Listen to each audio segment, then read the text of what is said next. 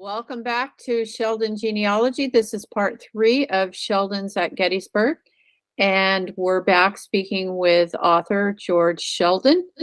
And we're going to hear a little bit about the big surprise that George got a couple decades after he wrote the book. So, George, tell us a little bit more about the surprise. I've always been interested in genealogy. It's one of those things that just fascinated me. When I was a kid, 8, 9, 10 years old, I started asking questions. And I'd ask my grandfather about the family, and he just said he didn't know anybody, didn't know anything, couldn't tell me anything. You know, as a young kid, you know, I had to be respectful, of course, to my grandfather, but it was one of those things I'd scratch my head. It's like, I don't understand. How nobody knows anything, couldn't tell me anything about the Sheldon line. I was just surprised about all that. Somewhere, maybe when I was 13, 14 years old, my great aunt, the sister of my grandfather, she told me that her grandfather, or what would be my great-grandfather, or my great-great-grandfather, that he was a soldier in the Civil War. She couldn't tell me much more about him, except that he was a soldier in the Civil War. And that's all I really knew. Didn't know anything more about him, didn't know his name. Had no idea who he was or anything like that. It just was a total mystery, and I would ask questions, but I had nobody else to ask and nobody else to really tell me or explain any of the family tree. There was no family Bible. There was nothing I could use to find out who this was. And so, how did you eventually figure out the name of this Civil War soldier? Well, I'm fortunate in my family that there's another person that was very interested in genealogy. Her cousin's wife, she's the one that started to piece it together. How she actually determined the name of this great-great-grandfather of mine, I don't really know, except that she did extensive research. Her name's Judy Sheldon. You may see some postings from her in the Sheldon Genealogy group, but she's the one that discovered that there was a great-grandfather would have been Peter Sheldon. And as she continued to do her research and started to fill in some of the blanks, she was able to get some of the military records. And that's when things really became interesting. What she was able to get her hands on was part of the pension file of Peter Sheldon. And the most interesting part of all is that Peter Sheldon was at the Battle of Gettysburg. And how did that make you feel when you figured that out? I was dumbfounded. I don't know what other words to say. I was totally shocked. I'm quite proud because of what I know about Gettysburg to think that my great-great-grandfather was there, but I had no idea that my great-great-grandfather was there. I guarantee you, if I'd have known that my great-great-grandfather, if I'd even known his name, I would have certainly put that in the book. I would have certainly put him in the acknowledgments. I mean, I guarantee you. But that just shows you that I knew nothing about who it was and how long sometimes it takes to be able to put things together.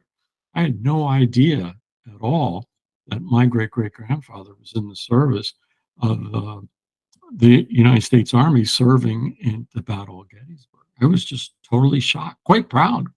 Couldn't wait to get over there to see the location because of the information that Judy was able to provide from the records. I knew exactly where he would have been positioned on the battlefield. And I couldn't wait to get back over there. Now, by this time, I had been to Gettysburg in the past 15 years. I probably was over there 100 times. I had done book signings. I'd done speeches. I was on TV. I had done many things, all because of that book. But I had no idea that my great-great-grandfather was there. So then with that, it became even more With the personal. records that Judy was able to come up with, I found out he was shot twice during the Civil War. The year before, he was at the Battle of Williamsburg, and then he was shot over at Gettysburg. So not only was he in service there, but he was wounded. So twice, some Confederate soldier, not the same one, I'm sure, but two different Confederate soldiers shot my great-great-grandfather. And if they'd have been better shots, I wouldn't be here. That's always sobering when you realize how a couple feet one direction or the other, and we wouldn't exist. Anyway, we're going to cut now to some video of George this summer, and us following along with him on visiting the area where he thinks that his Peter was wounded. George, can you tell us where we are now? We're still on the battlefield. We're at one of the more famous spots of the battlefield, and I'm just going to pan up just a little bit, so hopefully you can see it. Those trees that are there, that's actually a peach orchard. Okay. And this is a well-known spot on the battlefield, second day of the battle, excuse me, where a real tough combat occurred. I'm going to spin around just a little bit, and you'll start to see some monuments and things that are around here in this general area. You also see people visiting the battlefield, very common to do. Now, I'm going to focus just a little bit. You'll see some cars there in the distance. And then further, there's a white dome building. Mm-hmm. That particular white chrome building is the Pennsylvania Monument, the largest monument on the battlefield because of the Pennsylvania soldiers that fought here. But the reason that I'm here standing in this particular area is because of that little walkway, grass field walkway right there, where the I am going to walk across the road here to get to that side. Now, is the monument you were talking about, the Pennsylvania Monument, is that the one that we're seeing straight ahead? No, the one It's the that one the up- Pennsylvania okay. Monument is far in the distance. You could probably just, it's on that, it would be like where the tree line is, and it's way in the distance out there. Okay, I see The it. bus is It's coming by the up. red car. Right, Yeah. the bus is coming up now, and it's almost approaching, and it's soon going to pass. It's right there, and now it disappears behind the bus. Okay, very good. But this is the reason that I came here, is for this particular location. What I'm going to do is I'm going to walk down this particular lane right here. I say lane, whatever you want to call it, the edge of the field. This is a very important part of the battle, probably the most important part of the battlefield to me personally, because this is where my great-great-grandfather, Peter, was shot. That just gives me chills. It gives me chills too. The first time I got to visit it, that I knew exactly where, roughly, I mean, I don't know the exact point. I only know where his company was positioned. Mhm. But when I got here, and just to be able to be standing in the area where he was at is just unbelievable. But it's, I guess, part of the fun of looking up and learning more about your ancestors. Absolutely. Now this, it looks like these are cornfields. Oh, let you talk first. Well, notice that particular monument right there. Yeah, it's New York 70th. Yes, That's my grandfather's. unit. My great grandfather's. That's his brigade. This is where he would have been. Now, I can't tell you that he was right here behind this fence, or that he was down at the tree we just passed, or, you know, I can only tell you this is where his brigade was located. This is where he'd have been positioned. Because of the battle that occurred here, there you can sort of see again the peach trees up there. Right. This was tough fighting that day. Now, what I started to say was, these fields, were they like cornfields or active of fields, like a farmer's fields at the time of the battle? This was all farmland at the time. And- They do everything they can to try to maintain this so that it looks like, with the exception of the monuments that are here, but to try to make it maintained, look like that it did during the battle. The peach trees were just recently added a couple years back, maybe 10 years or so. Mm-hmm. That particular monument that's the closest to us right now that I'm showing you, that's the New York monument. Okay, so this one, the New York monument, would be for Peter. Right, and his division is there. And of course, I'm able to find exactly where they were positioned with that particular stone. Yeah, that's So I encourage amazing. anybody that has, that has ancestors that fought in battles and to visit the battlefield. It's quite moving it's quite moving to me to be able to stand here where my grandfather fought for the country. And at the I say time, grandfather, it's actually my great grandfather. So George, at the time you wrote the book, were you aware of your great grandfather being in the Civil War in Gettysburg? No, I only knew that I knew when I was about 14 years old that I had a great grandfather that was a Civil War soldier, and that was it. I only learned about his service here in Gettysburg about 6 years ago. And I think what this points out is how much, when you can put together a familial connection, or you realize somebody that is your blood kin was a part of history, how it brings it all alive. It makes it so much more powerful. It's certainly a heck of a story to me. It is indeed. And you've picked an absolutely gorgeous day for it. Gettysburg is a wonderful place to visit.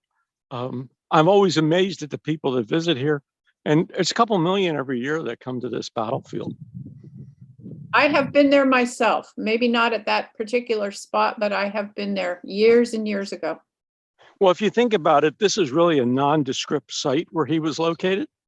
I mean, if you just look at the overall region, the area that's right here, you'd never really think about it. I would never, just driving past, and I'm sure I drove past 20, 30 times, I would have never thought that my great grandfather was in this area fighting in the Civil War.